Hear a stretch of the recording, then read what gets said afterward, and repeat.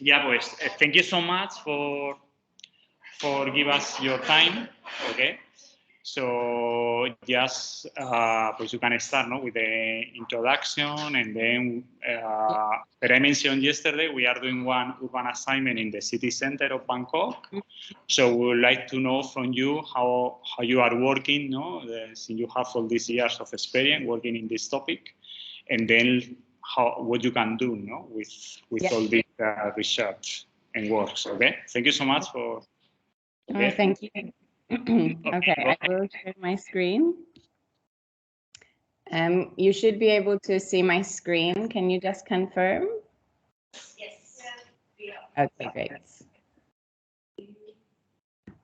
So I can't see you anymore, but if something is wrong, you just let me know.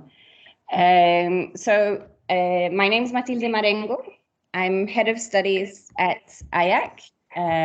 So I look after all of our educational programs, but I also teach. I do PhD supervision, and I do many other things. And I want to share with you some projects that we've been working on data-driven design and how data-driven design can enable inclusive and resilient cities.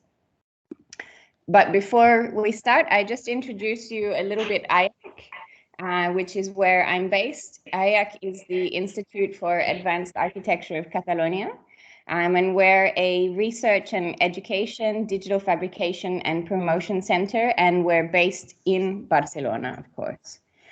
So the Institute was founded around the topic of advanced architecture. The Institute was founded just over 20 years ago, so it's quite young. And what happened was that the founders saw a change in paradigm in the discipline of architecture, where architecture was no longer just related to the physical world, but also to the digital world. So we integrate technology into the practice of spatial design. Not thinking that technology is the answer, but simply understanding how technology can enhance our experience with space. So this is in the background, you see one of the first projects of the Institute that was exhibited in the Venice Biennale, called Hyperhabitat. And it was, let's say, a precursor to the Internet of Things. I say a precursor because the connection isn't seamless. But what the founders, or what we were interested in understanding through this installation is how we can collect data from people's behaviors and optimize the way in which the space responds to these behaviors. Today, as an institute, we're devoted to shaping the future habitat for our society, and more importantly, we're devoted to building it in the present. So we're not interested in speculating on faraway futures that may or may not happen, but what we're interested in is understanding how we can look towards the future and have a positive impact on what is to come. The building in the background here is the Endesa Pavilion. It's one of our solar prototypes. It's a building that has been designed and optimized to maximize solar gain and thermal comfort. It's a modular facade system that could be fabricated quite easily in a fab lab, for example. So it's a system that you can use for new build, but also potentially to retrofit existing buildings in the city and make them performative. As part of our institute, we have several fab labs, among which Fab Lab Barcelona. Fab Lab Barcelona was the first Fab Lab in the European Union. It's actually the biggest. And from Fab Lab Barcelona, we coordinate all of the global education programs related to the Fab Lab network. So for those of you who don't know what the Fab Lab network is, it's a network of Fab Labs located around the world. And they have a mission, which is to give access to tools and knowledge to educate, innovate, and invent using technology and digital fabrication. And actually, every year we do a meeting where all of the Fab Labs come together. And this year, if I'm not wrong, It's no, it's in Bhutan, maybe. I'm not sure. In any case, they come together. Last year it was in Bali, so quite close to you, and come together and discuss, what is the future of these technologies, or what are the potentials of these technologies in empowering people to make almost anything they need to live. We as an institute, we follow this mission. So we're looking at creating a condition by which we can, really give access to people to tools, to knowledge, so that they can work together with the environment that they inhabit, and that this environment can become a performative one. So begin to create or have many functions towards a positive future. In this sense, one of our central agendas is working with self-sufficiency. And we prototype this in one-to-one scale. So in the background here, you see Valdaura Labs, which is the laboratory which is part of our institute. And here you see some of the one-to-one scale prototypes that we've built over the years to test architectural solutions. As an institute, we work along a series of different axes. One is systemic design. So when we talk about architecture, we talk about architecture from a multi-scalar perspective, in a multidisciplinary manner. So we work very often with people coming from other disciplines in order to give our projects depth. We work with research and design together. We then practice what we call learning by doing. So we do a lot of testing and experimentation in the development of our projects. You'll see a little bit now.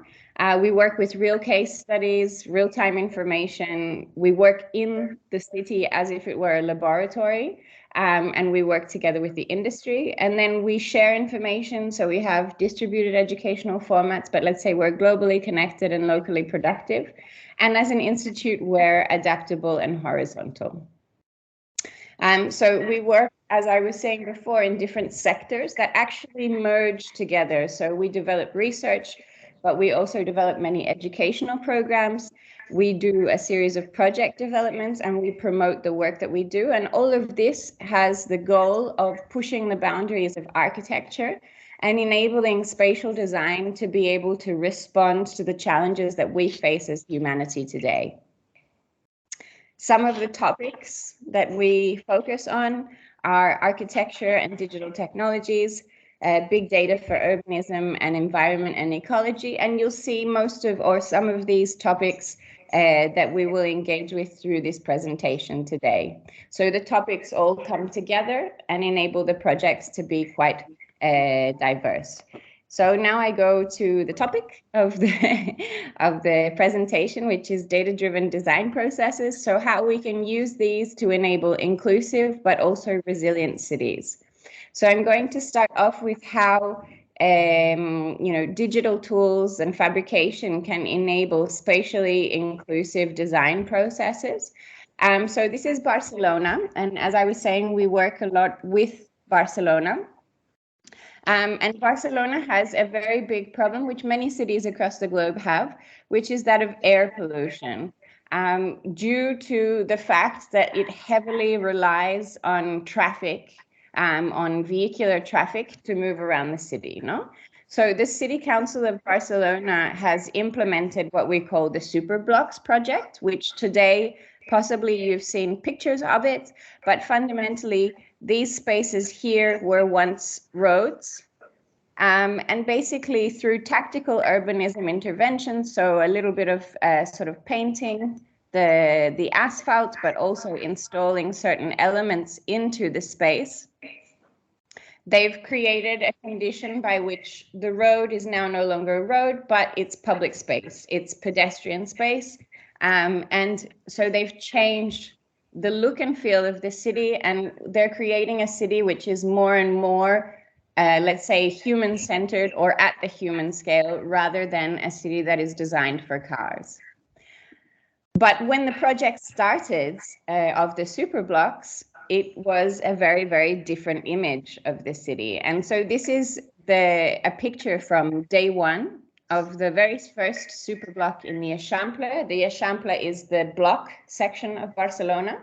And as you can see, the look and feel of the space is very, very different from these beautiful images that we have today.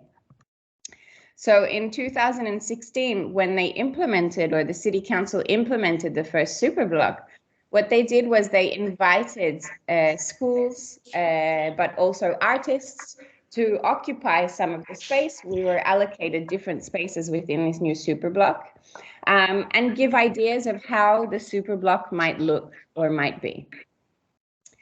So one thing that's quite interesting is that at the time of the implementation of the first superblock, the public reception was quite negative. Although the superblocks follow sort of guides of, giving more public space to citizens, giving better quality spaces to citizens, implementing nature and collective spaces in the city for citizens, the public reception was very negative because of the fact that the citizens felt like they weren't engaged in the decision of how their city is changing. On top of that, we have also the local newspapers that are questioning whether or not this model can actually reduce air quality issues. At the time, we were actually doing a project called Active Public Space, and the project was oriented to looking at how we can rethink spaces that we inhabit in our city, which are very static spaces. They're often designed many, many years ago, and they don't integrate the potentials of new technologies. So we were looking at how we could engage with new technologies in order to be able to activate the space that we inhabit in our cities. So within the superblock, in the space that they had allocated for us, we developed a game called Poble Joc. Poble is because the area of this superblock is Poble Nou. It's called Poble Nou in Barcelona, and Joc means game in Catalan. So basically what we did was we developed an installation that fundamentally was an interactive installation. It was an urban game that allowed people to engage with the space and move a series of elements around the space in order to design their own public space. So here you can see the different elements, the different modules that we developed together with our students, and we fabricated and built them together with our students, and took them out into the space. Each of the elements is mobile, so they're located on wheels, so people could push them around, move them around, and according to how they wanted the space to be occupied, because at this time, the space had just been changed from a road to a pedestrian space. So in a way, what we did was we were able to generate a productive public space because we were working with different types of production, an adaptive public space where you could move the elements around the space, but also we embedded a digital layer into the space to create an informative public space where people could learn through an augmented reality app that was enabled by simple QR codes. People could learn about certain things about the neighborhoods, certain things about the Superblock project, or certain things about the different topics of these elements that were located in the public space.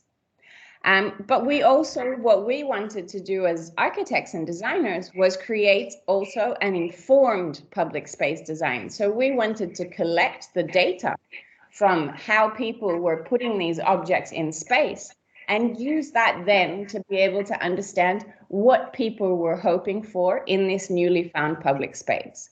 So in order to do this, we flew a drone over the space, and every time that people moved these modules, they would spray on the ground.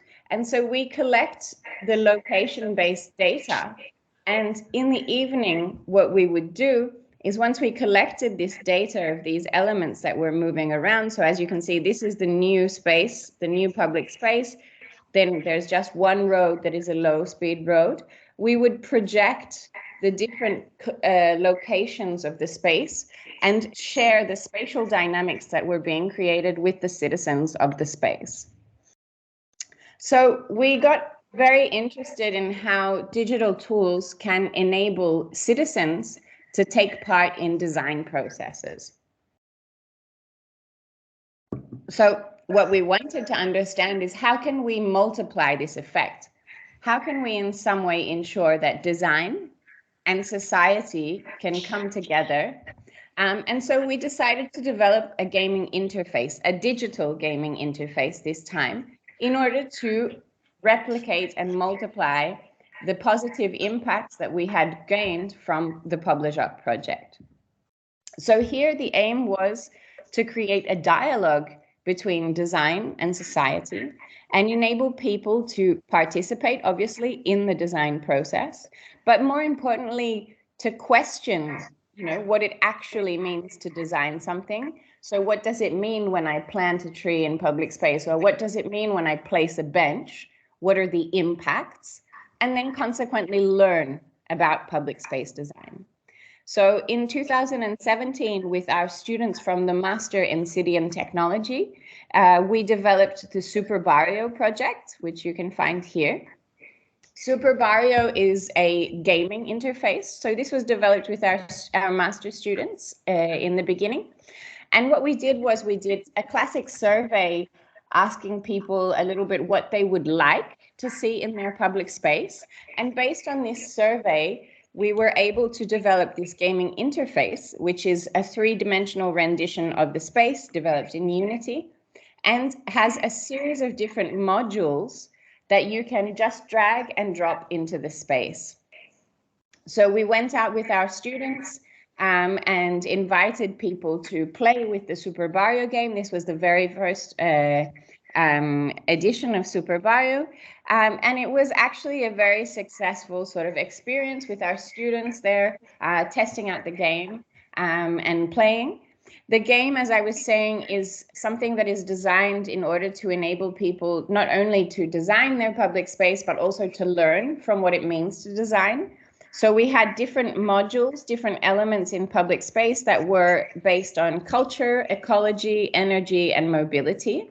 And each of these modules was graded according to how much they would impact accessibility, ecology, energy, social factors, and economic factors. So fundamentally, what citizens would do they would drag and drop these elements into the public space, but they would understand what is the impact of these design decisions in terms of accessibility, ecology, energy, social questions, and economics. So here, for example, we have different examples of some of the modules, and they all have this different scoring. And so the goal of the game was that the citizens would create a balanced design with the highest points possible. So we didn't want to create unbalanced urban design. We wanted to have mixity and diversity within the space. So from our perspective as designers, as urban designers, what we can extract is then the geolocated data that enables us to understand what it is that citizens desire. No? So where is it that citizens really want things to change? What kind of projects do they want implemented into the space? And obviously collecting a little bit of data about them. So with Super Barrio, we really got into this idea of how you can sort of spatialize citizen inputs and how we can use that in order to design. So in more recent years, so the initial version of Super Barrio, as I was saying, it was developed with our students from the Master in City and Technology. But 2 years ago, within the context of a project called Urbinat, which is a project on urban, innovative, and inclusive nature-based solutions, we had the opportunity to once again apply Super Barrio and use it together with citizens, architects, municipalities, and neighborhood associations to design 3 green corridors in 3 different cities in Europe. So one is in Sofia in Bulgaria, one is in Nantes in France, and one is in Porto in Portugal. So here we adapted the modules or the elements of the public space to the findings of the Urbinat EU project, which was, as I was saying, focused on implementing inclusive and innovative nature-based solutions. So working with nature and living systems in order to provide multiple ecosystem services to the urban environment, yeah? So some of the solutions that we developed in relation to this and that were based on the KPIs of the Urbinat project are technological solutions, territorial solutions, participatory solutions, and solutions for social economy. Just to give you an understanding, I will go through quickly the modules. So for example, in the technological solutions, we had from cycling footpaths, so spaces for accessibility, to spaces of production, so growing tiles or food production pavilions, lighting based on, renewable energy sources or other elements that can be developed in the space. The citizens also always had the possibility to design their own nature-based solution that could be added into the game. Each of the elements was then once again scored according to the KPIs of the Urbinat project against nature. So how much nature did it provide to the city, well-being, health, mobility, participation, and economy. So when the citizens were placing, dragging, and dropping these elements into the space, they were once again aiming to have a more balanced space possible. We had territorial solutions, so wildlife park, urban vegetable gardens, green roofs. We also had participatory solutions, so spaces for people to gather and share. And finally, we had solutions for social economy that would enable people to not only sort of grow, but also share the products and create new small microeconomy systems. So this is the interface that we used in France, in Nantes.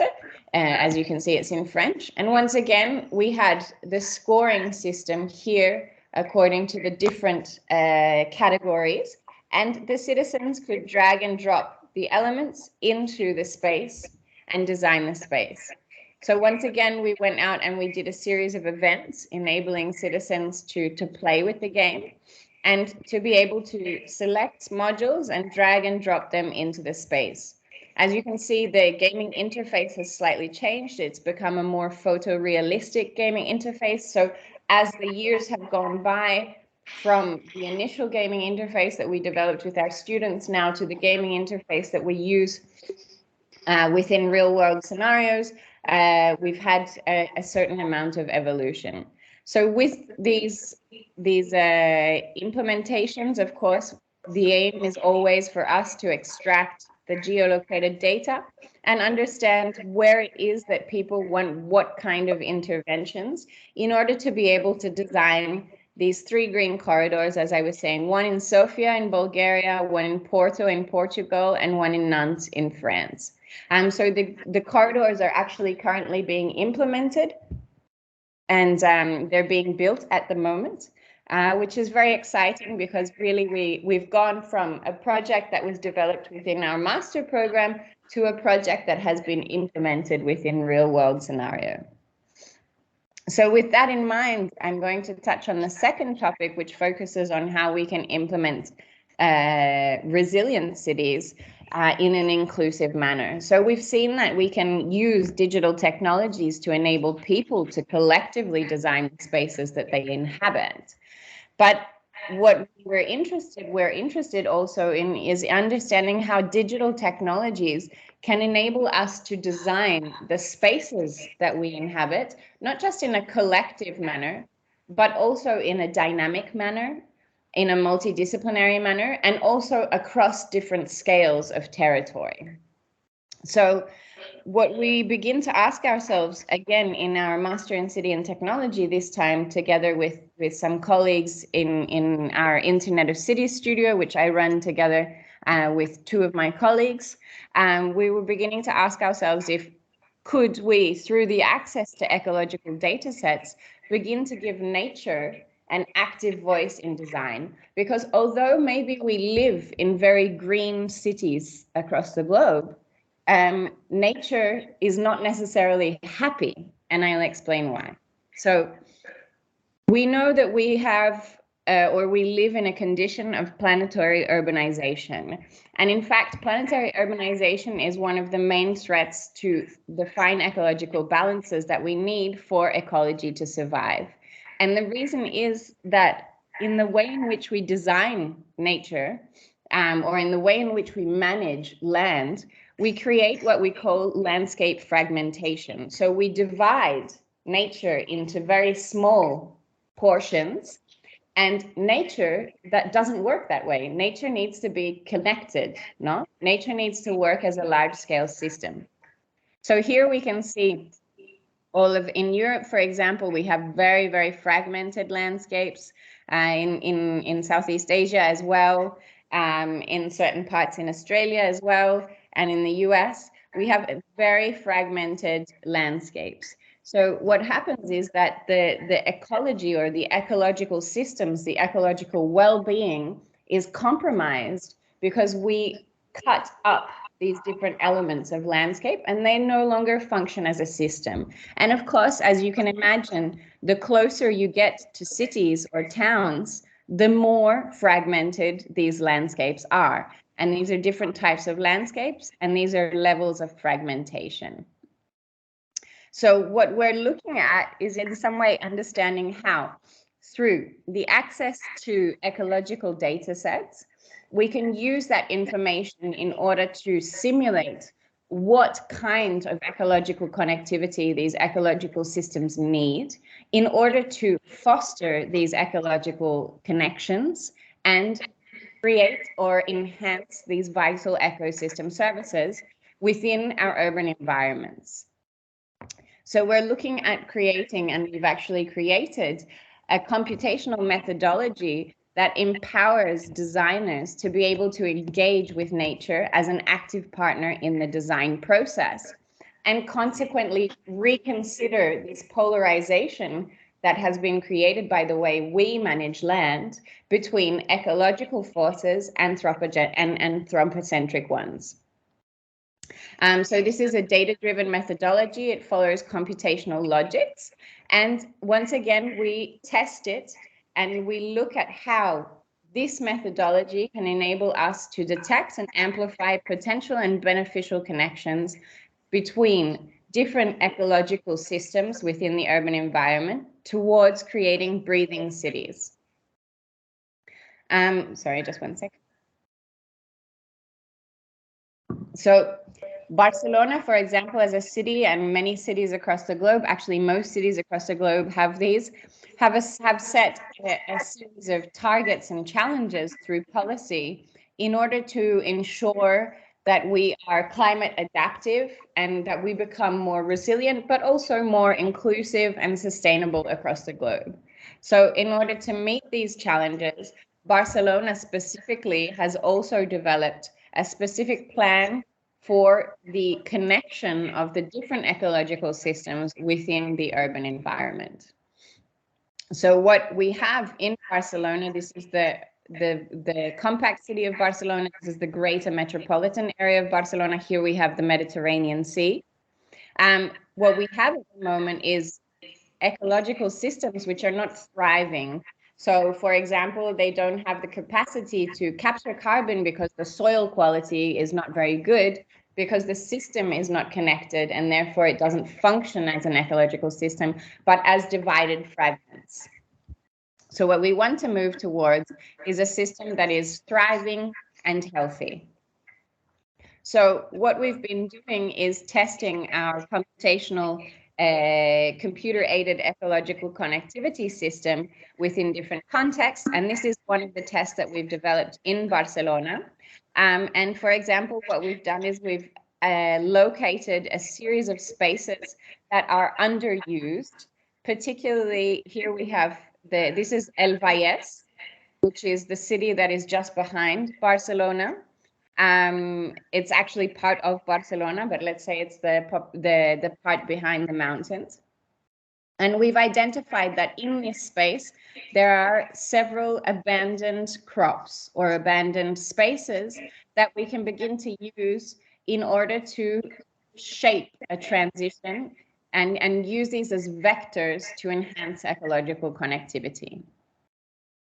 So what we do is we use a tool called CircuitScape, which allows us to simulate the ecological connectivity if we begin to change and use these abandoned crops as ecological vectors within the territorial design.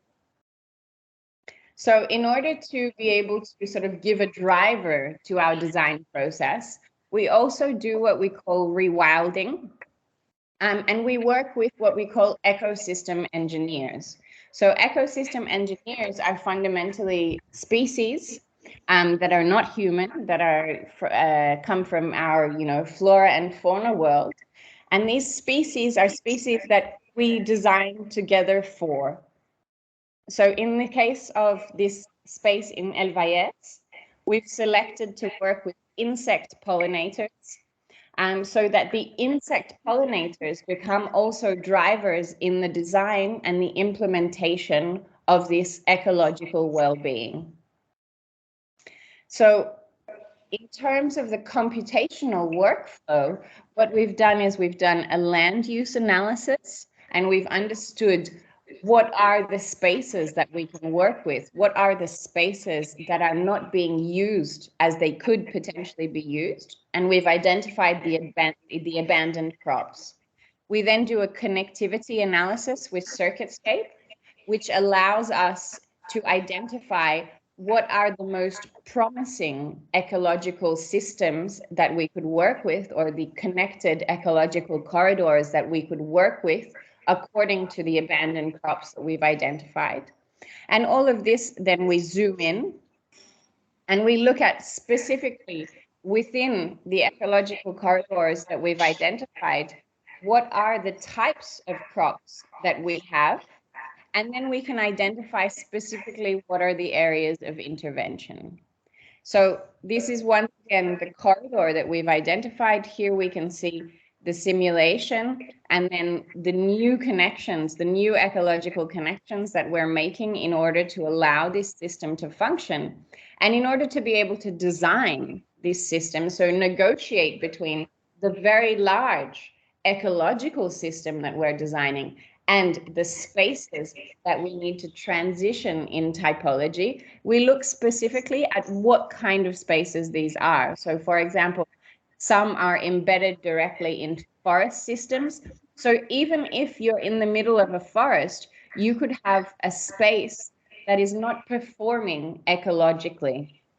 Okay, so even if you're in the middle of green. And of course, these elements go all the way down to more and more urbanized spaces where they sit between buildings and clearly relate themselves mainly to the anthropogenic system. So once we've identified these different types of spaces, what we do is we simulate and we use computational workflows in order to be able to identify what is the biggest impact of these spaces within the corridor as a whole. So we identify the different spaces. So for example, this space here has a very high impact in the corridor, in the ecological connectivity on the territorial scale, this space as well. And fundamentally, we select through computational processes, we're able to select which are the points that we need to start the transition from, because they are the key elements in order to ensure that the large-scale ecological system will thrive once again. We then develop a series of interventions that look at adequating the environment, planting, working with nesting and beekeeping specifically.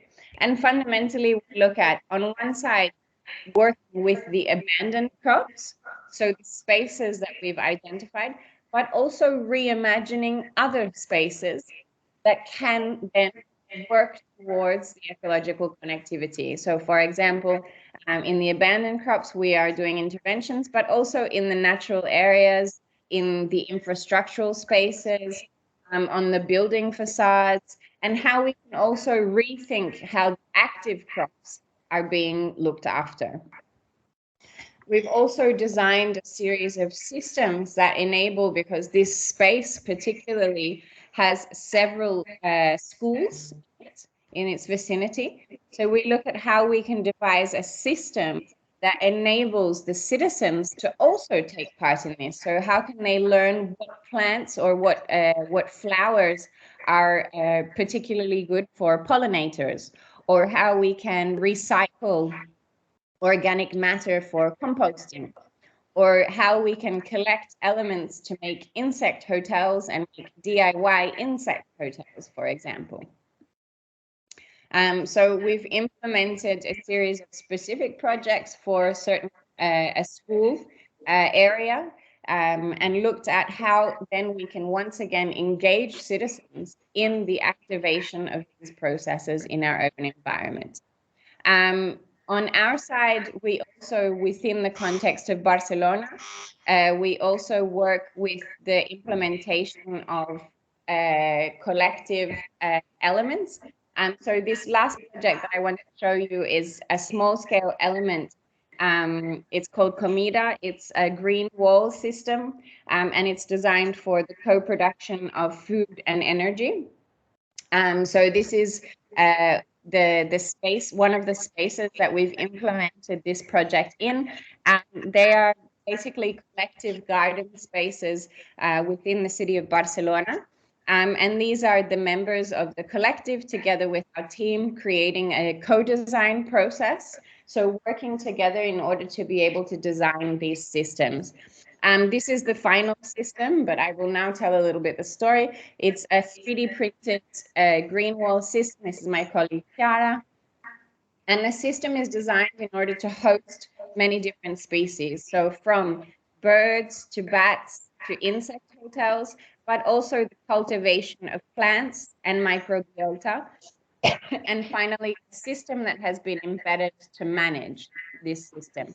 Manage because the system produces not only food and plants, but also biophotovoltaic energy. So fundamentally, plants, when they go through the process of photosynthesis, which they do to survive, they produce bacteria in their roots. And if we add an anode and a cathode within the system, we are able to collect that bacteria as electrons. So we can actually create electrical energy through embedding of these systems within planting systems. So we have a series of sensors also embedded into the wall to understand on one side the humidity and the temperature of the space in order to be able to understand if we need to activate or not the watering system, which is powered by the electrical energy produced by the biophotovoltaic energy system. So I share a video. I hope you can hear the audio. Can you, of the video? But anyways, hopefully everything is fine. In Barcelona at Connect Hort, IAAC is enabling collective efforts to renaturalize the urban fabric currently dominated by concrete. Aiming to grow aromatic and edible plants comes Comida, a smart modular vertical garden. Built using 3D printed clay, a sustainable material implemented through performative design, Comida promotes a more natural urban ecosystem. Designed to be digitally manufactured using ceramic 3D printers, this process facilitates the production of different versions of the same module that can be made easily. This allows the wall system, composed of diverse modules, to adapt in terms of dimensions, morphologies, and demands. The 3D printing process is deployed using a 6-axis industrial robot that produces the modules layer by layer. This allows to minimize material waste with respect to other forms of fabrication. Clay is a natural material with a low carbon footprint, which, after being fired at high temperature, is transformed into ceramics. The Comida modules were kept uncoated to increase the growth of bacteria and improve the microclimatic conditions for the soil and plants they host.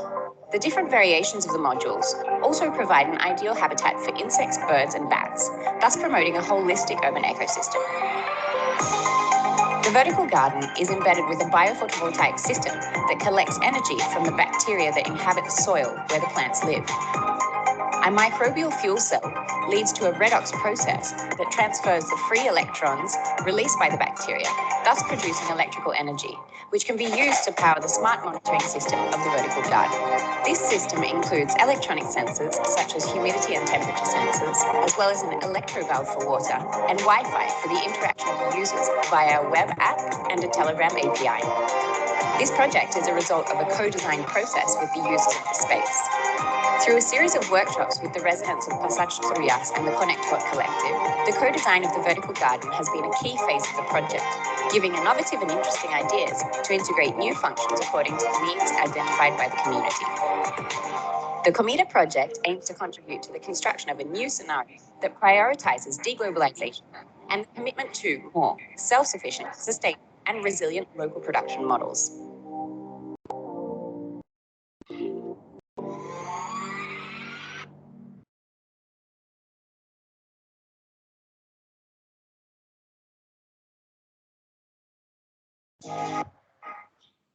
So this is a picture, a more recent picture of the Comida wall. So as you see, we start to see the microbiota, the plants growing, the people interacting. And all of this comes together with the idea that, you know, potentially we can begin to use empty walls, empty spaces within our cities to be able to implement vertical systems that can produce food and can produce energy within our urban environments. And all of this with the goal of creating connected ecosystems within our urban environment. And so defragmenting, let's say, the land that we have in order to enable thriving ecological systems. And with that, I thank you. I also take the time to thank my colleagues, as many of the projects are developed by many people together. So they also should be accredited. And yeah, that's it.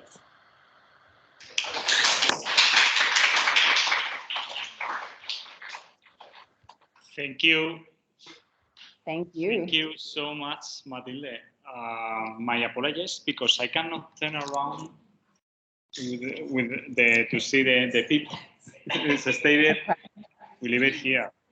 I think it was a very wonderful introduction of your school and the work that you have done. I think you give great solutions to our students for the assignment that we are doing in the Inner Bangkok, because we are doing a naturalization of one of the canals of the city center, no, that they plan to do a green corridor. So many of your ideas, your work can be implemented, no, in the context of Bangkok. No? I would like to ask to the student if they have any question. Do you have time just to have? Yeah. Any one of you would like to ask, but maybe you need to come here, then she can see your face. Okay. Don't be shy. Okay. Also, I would like. So Jessica is going to ask you. Could you come here, Jessica? Yeah, just to be here in front of me, so at least she can. Don't need to be shy. Don't need to be shy. Yeah, we know. Hi. Hi. So I would like to know, I really like the Super Barrio application. I would like to know, is it just for your company, or in the future, would it be developed for the architects that we can use to explore the sites? Okay, so we are not a company. We are a university, let's say, a research center. Actually, we're not a university either. We're a research center. So it's actually used. We developed it, but many people use it. So in the Urbinat project, for example, it's been used by citizens in different locations. We were part of the project, but yes, the idea is to create tools that people can use in general. Actually, if you go through the Super Barrio website, you will see the different applications, and you can also we often share in the projects that we have, we share the files open source. So we have like, go to the IAAC GitHub, you can find many of the codes behind the projects that have been developed.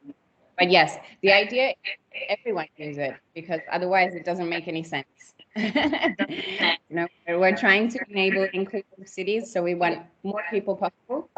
And this is also part of the mission of the Institute, which is in line with the Fab Lab mission, to sort of give access to this information so that people can adapt them in their local spaces.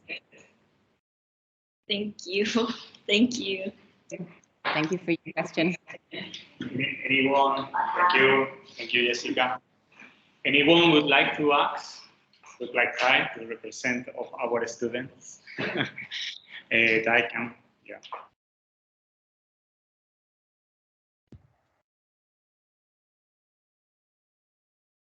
Oh. Hello. Yes. Okay, as we are going to propose the Green Corridor, and as you mentioned about the 3 Green Corridor project in Sofia, Nons, and Porto. So I would like to know what is the biggest missions of creating the Green Corridors, and what should be our the big problem that we are going to face if we are going to do the Green Corridor in Bangkok also. Okay. Well, I think maybe we've done some other green corridors, and I understand you're working with canal systems. So, and the canal are basically concrete. What's that? Yeah. Yeah, concrete. Okay. So I would say on one side, there's the question of pollution, for sure, that is there. So how can you design systems that can enable you to collect and extract physical debris, and also potentially work with, for example, bioremediation to better the quality of the water. And then I would also work with the edges of the canal in order to make them more porous. So rethinking maybe the surface finish. And this can also be an opportunity to engage the citizens who live in these spaces with the actual value of the space in itself, no? So, for example, could there be sort of spaces that are dedicated to the citizens planting trees, or the citizens planting food growth systems, so that they can also have a direct benefit on a personal level from the transformation of these spaces. But I would say, like, porosity is a huge thing. Working with the edge system, understanding how you can sort of capture and mitigate the question of pollution, which is always the case in water systems in urban environments. And, you know, think about, it's a liquid landscape. So it's always in movement. How can you adapt? Okay. I can have some projects that we developed with some of our students a few years ago. We worked in Luxembourg on the river systems there. I can share some project with you to give you some ideas. Thank you. Thank you. Anyone would like one more question, maybe? And then we can also ask to Ayan Pila, Ayan Nan, if you would like to ask anything else before we say goodbye to our guests. Very impressive. Yeah. Very impressive, the presentation, yeah. Actually, yes. Thank you so much for sharing, because I could see that you have a similar. Because the microphone is here, maybe she cannot hear. Hi. Hi. Hi. Just want to thank you, because I don't know, by coincidence, the situation in Barcelona is pretty much like what we have. We have PM 2.5 problem. We do have, the green area, lacking of those things. And also we try to bring people together at some point, because we have to kind of three main different, group of people, like Indian, the Chinese, and the Thai. So so thank you for a great, tangible samples. I would like to understand more. And one more question: how do you convince the local people to use the application, or how do you promote that? I mean, we are in which channel? Thank you. That's it. No, that's a good question. Actually, it's a problem that a lot of participatory processes have. So how do you get people to engage? Barcelona in general has quite a good sort of level of engagement from citizens, but we always do events. So we go out onto the streets and talk to the people and ask them to play, show them how to play, and then slowly the word gets around. But I think the main important thing for engaging citizens is to show them how what they have told you will then become part of the actual space. So when you do a participation process, then you have to back information afterwards. So it's not enough to collect information, but then afterwards you say, okay, so we've collected this information and we saw that the most people, they wanted this, and so we're going to probably develop something that looks like that. So it's really important to have kind of a dialogue also with the citizen. Okay, thank you. I'm going to take the opportunity also to ask you one thing, Mathilde, because since you were showing just the starting works, as academic work, we are talking here with the student. Also, we are expanding what is the idea of the urban prototype. You have shown here, for example, the last one, with the project of Comida. Okay, how this thing can be an urban prototype, and then you build one in the neighborhood, and the people can see the benefit of the idea that pretend to be developed in the next year. Can you share this experience about how you can get the wall to do this installation? I mean, which one are the stakeholders involved? How do you manage to do that? In the funding. So a lot of these projects start in our educational programs. So, for example, we as researchers, as staff, we have an intuition that maybe, it might be interesting to do 3D printing, to work with clay, and to connect different things. So we often work with our students in experimenting. And then we also, as researchers on the side, we continue developing. And with all of this information, we make proposals. So the Comida wall, for example, has funding from Big Habitat, which is a local scheme for funding in Barcelona of the City Council of Barcelona. They're a small-scale scheme. But then it's an opportunity to create a network. So we, in that moment, we go find a space. We meet the collectives, and together we make the proposal for funding, and we gained funding in that case. We also work with a lot of, like, for example, in Urbanat project, inside the corridors, we have 3 or 4 different systems that we have also developed on one side with our students and on the other side as researchers.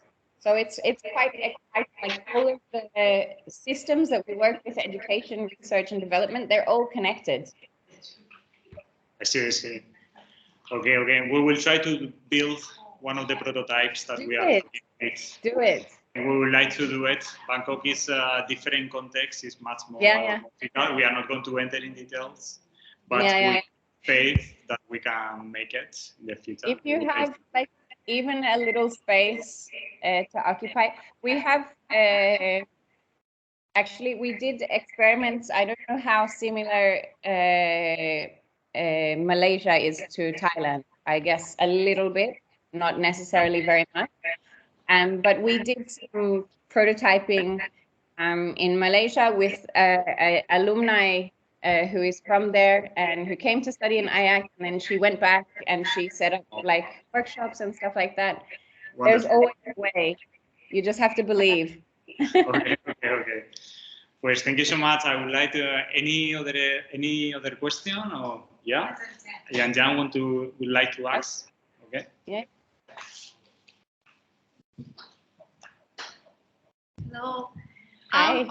Yeah, about your project, and you done a research in a big framework, but you come out with the final work which is called Comida. But how about the block, the Super Barrio? Yeah, I want to know more about that after you research and what you have done with that. Okay, so Super Barrio is in continuous development. I think we are in the 7th or 8th version of the game. And in the meantime, the Super Block, which was the design of the city of Barcelona, has evolved. So before they were working with blocks, now they are working with axes.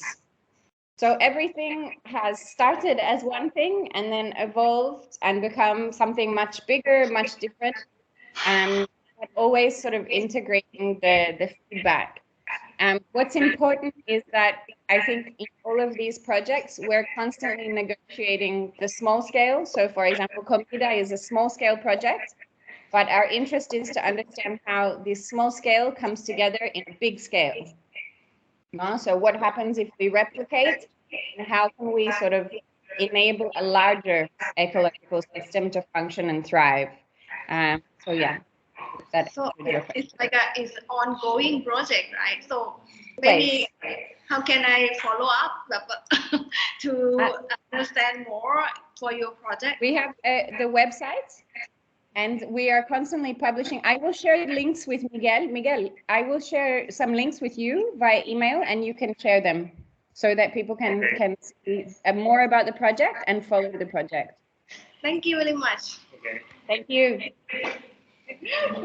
Okay, pues let's go. Thank you so much, Mathilde, for your time, your kindness. Okay, and yeah.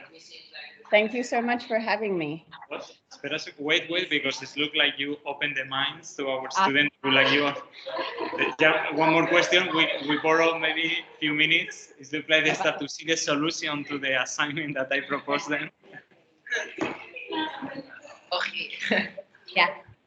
Okay. Since we are working on the urban project, and I think people is one of the main concern. And right now, as we are going through the science investigation, we found one problem that we looking for a proper solution is about the homeless people. Yeah, so we are questioning that. Is there any suggestion on solving this problems in the, for example, if you have ever faced this problem, how you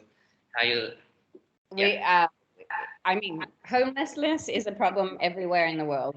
So yes, I think what we as designers need to understand is what we as designers can do. You know, the homelessness issue is on one side an economic issue, it's a social issue, but what is the part of the issue that we as designers can do something about? So we can offer spaces, we can offer services, and we can make suggestions to shape policy.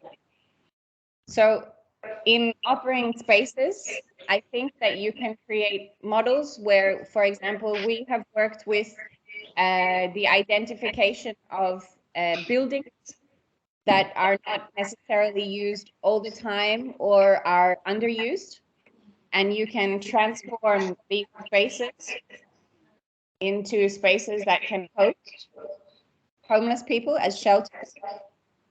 The other thing is that for homeless people to be reintegrated into society, you need to also create moments of community. So how can someone who is no longer in the same kind of functioning of the society, how they can then go back into the functioning of society? So creating a kind of buddy system where people can have connections with other people. So space also have a role in that, no? So what are the spaces, the community spaces? I don't know, like I was born and grew up in Australia, and for example, there are public barbecues everywhere, you know? So this is like the element that is in space and that you share food.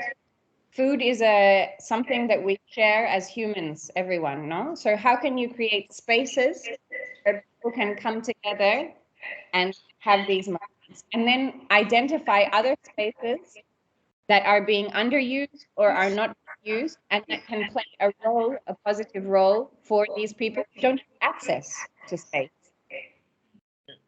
I would say this, but you need to think about it from a design perspective, you know? I think often as designers, we have a bit of a kind of God complex. I don't know, you know? We can't fix everything, but we can understand what we can help and do something about that. Yeah. I hope I help you. Thank you so much. Thank you. Okay.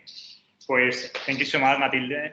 I don't know if would like to move forward. Maybe we can do a kind of agreement between your institute, our school. Maybe we can settle some workshop and share during the summer or something like that. Okay. I want to see what happens with the project.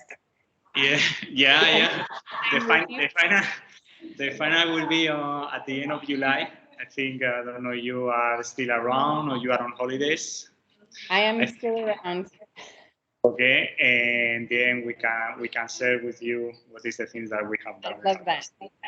Okay. I love it. Thank you so much for your time. We really enjoyed your lecture. I think we really learned about solutions that we can implement it here in the Bangkok context, and you give us also ideas that we never thought about it, no? And then today we can hear about that. Thank you so much. Thank you so much for having me. Pleasure. Unfortunately, I cannot turn the camera, unfortunately. Okay. I can hear them clapping. Thank you so much. Have a lovely day. Bye-bye. Gracias.